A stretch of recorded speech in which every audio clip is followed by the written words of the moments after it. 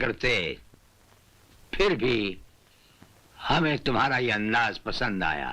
ये हमारा वादा रहा कि तुम्हें भागने के लिए ऐसा मैदान देंगे कि तुम भागते भागते थक जाओगे, लेकिन मैदान खत्म नहीं होगा। और जब नजर उठाकर ऊपर देखोगे तो राणा प्रताप सिंह तुम्हारे सामने कानून की मजबूत दीवार की तरह खड़ा होगा। बंद कर दो इन्हें।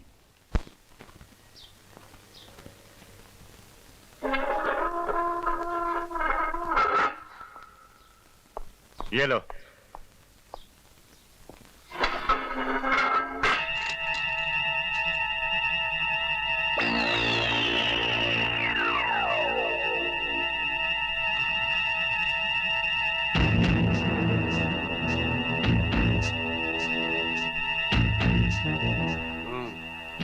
बल्लू, ये तो ऐसा आराम से लेटा है जैसे कंबल पर नहीं चंबल में लेटा।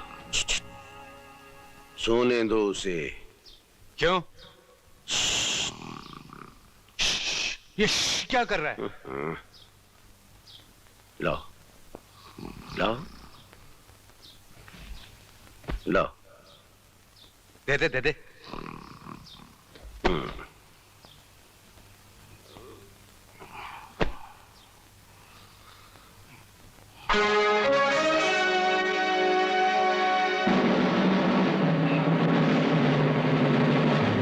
चक्कर क्या है ये? कुछ भी हो यार, अपन को क्या, अपन अपना कंबल लेकर सो जाते हैं। चल।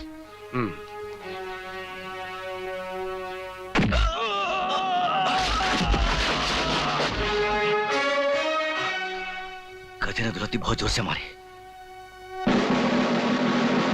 घूरता भी है साला। बल्लू और अन्नू पर लात चलाता है।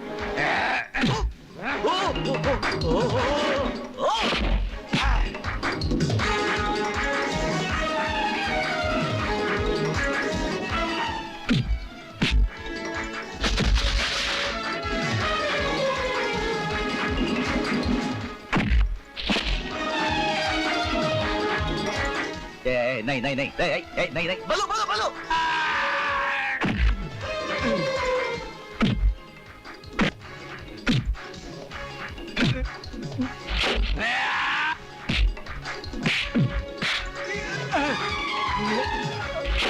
शाबाश बल्लू।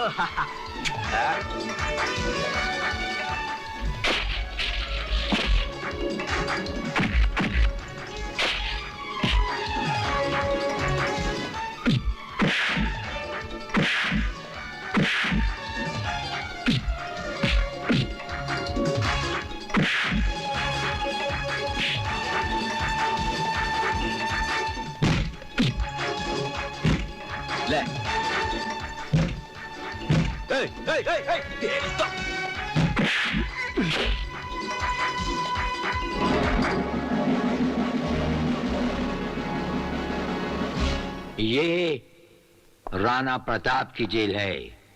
यहाँ के कायदे और कानून तुम्हें मालूम होने चाहिए।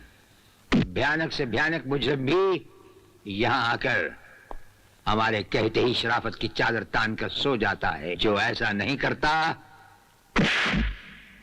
देखो बेटे, अच्छे बच्चे जिद नहीं करते। आपको कितना तेज बुखार है? पी लो दूध। नहीं, मैं दूध नहीं पीऊंगी। बताओ अनवर अंकल कब आएंगे? अनवर अंकल आ जाएंगे बेटा, पी लो। कब आएंगे? हम बताते हैं बेटा, आपके अंकल बहुत जल्द आ जाएंगे।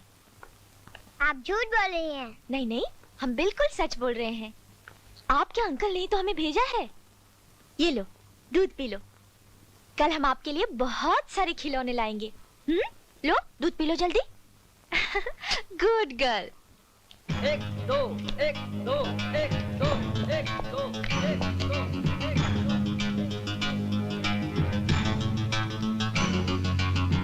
क्या क्या बे, स्पॉट लगा रहा है? इधर नहीं चलेगा। चल फुट फुट। ए मोटू, बहुत बदमाश है तू साला।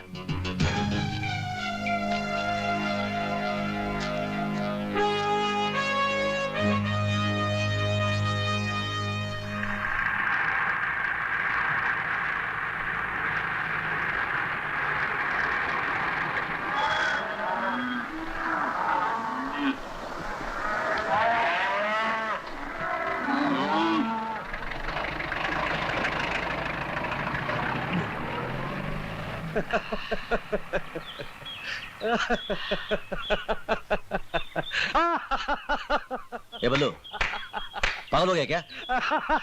क्यों इतना हंस रहा है? अरे बोलना, एक खींच के दिया तो। मेरे सामने जेलर साहब का चेहरा नजर आ रहा है। बड़े रोब से उन्होंने कहा था कि सारी जेल भी तुम्हें भागने को कहेगी, फिर भी तुम नहीं भाग सकोगे।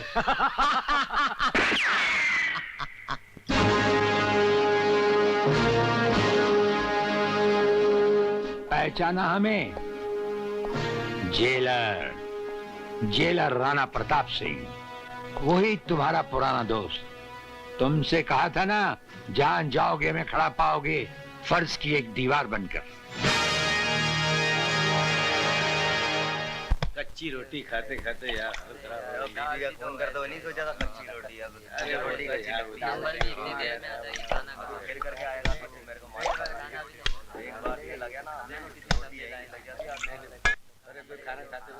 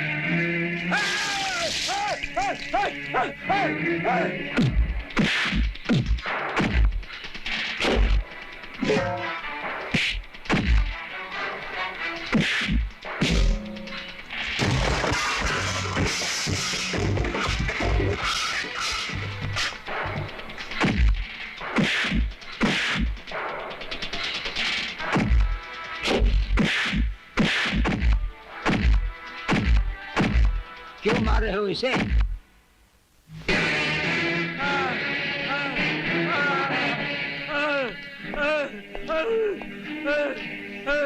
ये सब कैसे हुआ? इससे क्या पूछते हो साहब, हमारे से पूछो। हमारे साथ जो भी बदतमीजी करता है उसका यही हाल होता है।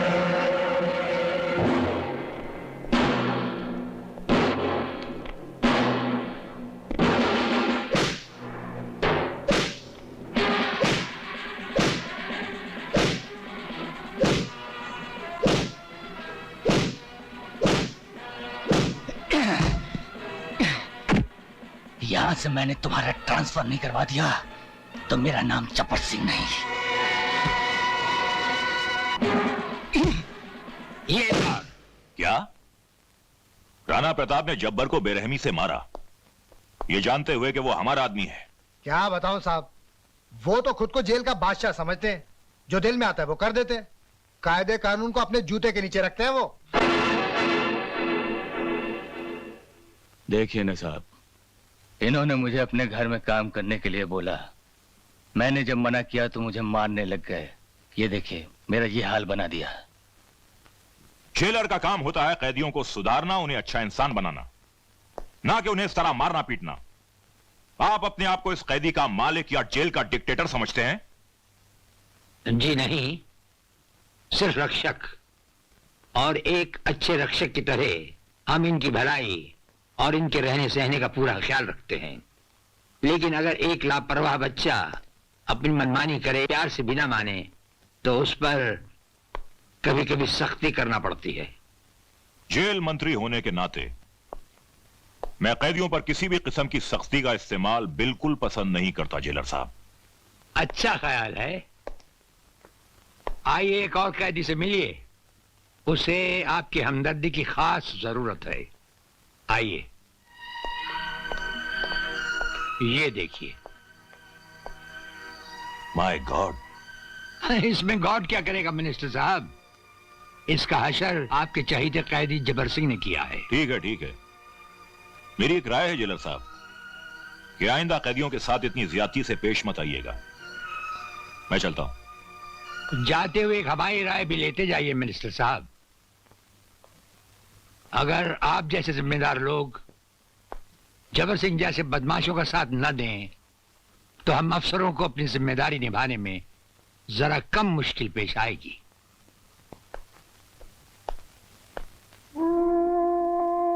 नमस्ते भाभी।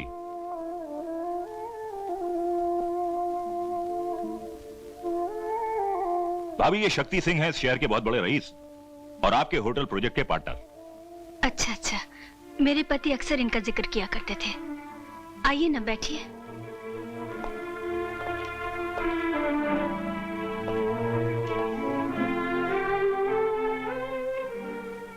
रंजीत जी के ध्यान का मुझे बहुत अफसोस है, मगर होने को कौन टाल सकता है। नमस्ते अंकल। नमस्ते बेटी, कैसी हो? ठीक हूँ। बेटी ये शक्ति सिंह है तुम्हारे डैडी के बिजनेस पार्टनर और ये निशा है। नमस्ते। नमस्ते। आपके डैडी हमारे बहुत अजीज दोस्त थे। कभी भी किसी चीज की जरूरत हो तो हिचकिचाना नहीं। आपकी हमदर्दी का बहुत बहुत शुक्रिया। अंकल, चाय कॉफी कुछ लेके आऊं? नहीं बेटे, आज रहने दो, फिर कभी ले लेंगे। यार भंडारी, अनाथ आश्रम की जमीन पर 5 स्टार होटल तो बन ही जाएगा, लेकिन जब से निशा को देखा है, हाय हाय हाय, रातों की नींद और दिन का चैन हराम हो गया है।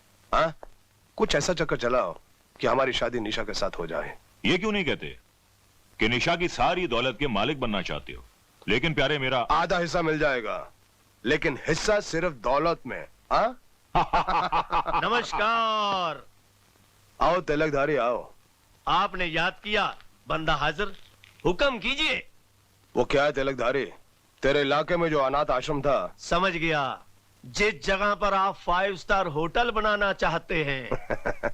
आदमी बहुत समझदार हो। हाँ तिलकधारी, हम चाहते हैं कि उस इलाके में बच्चा तक नजर नहीं आए। बच्चा तो बच्चा, उसके आसपास जानवर भी नजर नहीं आएगा, आप फिक्र मत कीजिए।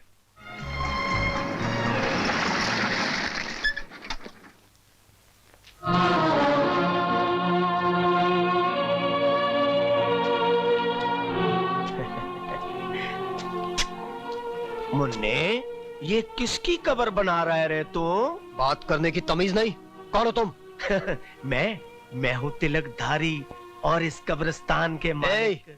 ये कब्रिस्तान नहीं, हमारा आश्रम है। और फिर यहाँ के मालिक से धर्मपाल हैं। ओ, धर्मपाल जी, वो तो पालकी में बैठकर ऊपर धर्म का काम करने के लिए गए हैं। मुन्ने, अगर तू कहे तो तुझे भी ऊपर भेज देते हैं। जबान संभाल कर बात करो, वरना। नहीं मुन्ने नहीं, गर्मी नहीं, हम खून खराबा करने नहीं आए। हम तो सिर्फ ये कहने आए हैं कि 3 दिन के अंदर अंदर इन कीड़े मकोड़ों को यहाँ से ले जाओ, वरना इन सबको धक्के दे दे के बाहर निकाल दूंगा। समझे मुन्ने?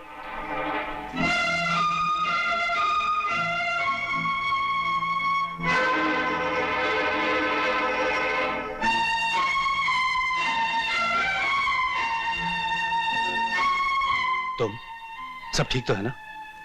आश्रम में सब बच्चे अच्छे तो है ना? बच्चे तो ठीक है, मगर क्या बात है पारो? वो गुंडा तिलकधारी आश्रम में आकर गुंडागर्दी कर रहा था। कह रहा था अगर 2-3 दिन में आश्रम खाली नहीं किया तो बच्चों को धक्का देकर बाहर निकाल देगा। अगर किसी ने आश्रम की तरफ आंख भी उठाई तो उसका भी हशर वही होगा जो रंजीत सेठ का हुआ था। फिर भी ना जाने मुझे क्यों डर सा लग रहा है। घबराओ मत, इससे पहले कि वो वहां पहुंचे हम वहां पहुंच जाएंगे। ए, बंदूक है यार, बंदूक। नमस्ते सर। तुम दोनों यहाँ? सर वो तू बोलना यार। सर हम आपसे अकेले में बात करना चाहते हैं।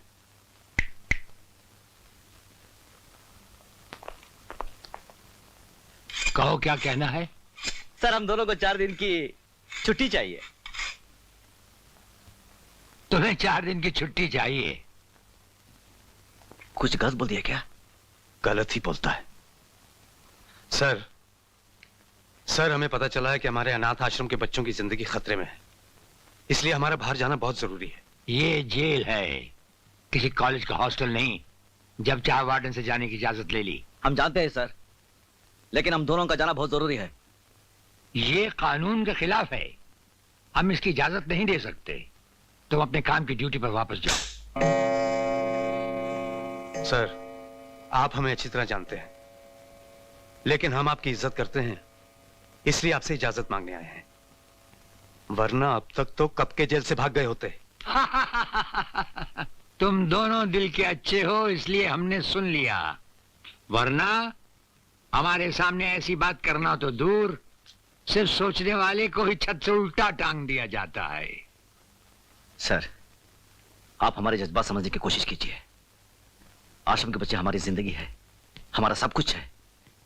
अगर उन्हें कुछ हो गया तो हम दोनों जीते जी मर जाएंगे। हम पे भरोसा कीजिए सर, हम आपके साथ विश्वासघात नहीं करेंगे। देखो, हम तुम्हें ना तो जेल से जाने की इजाजत दे सकते हैं और ना ही हम तुम्हें जेल से भागने देंगे। बाकी रहा अनाथ आश्रम के बच्चों की हिफाजत का सवाल, हम उनकी हिफाजत का वादा करते हैं।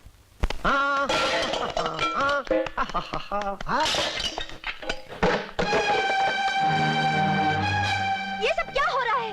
निकल जाओ यहाँ से, वरना मैं तुम सबको हवालात में बंद करवा दूंगी। मैं कहती हूँ निकलो।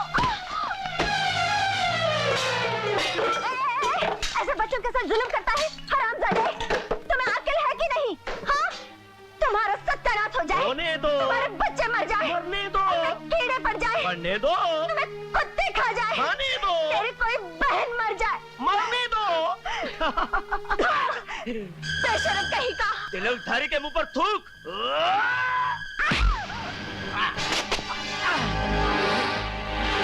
जो हमारे हाथों से तुम्हारी पिटाई हुई थी भूल गए क्या?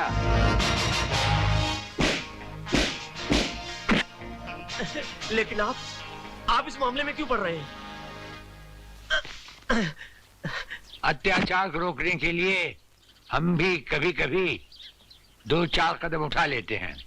अत्याचार चाहे जेल के अंदर हो या जेल के बाहर। नहीं सरकार, मैं कोई अत्याचार नहीं कर रहा सरकार, अपने मालिक का हुक्म बजा रहा हूँ। उसने इस जमीन को खाली कराने के लिए कहा था। तुम्हारा मालिक है कौन? ठाकुर शक्ति सिंह। अरे वो ठाकुर क्या अपने आप को शहर का ठेकेदार समझता है? जाओ जाकर कह दो उससे कि आज से जमीन के टुकड़े पर बसने वालों को निगहबान जेलर राणा प्रताप है। हाँ सरकार, बिल्कुल ठीक है, चलो।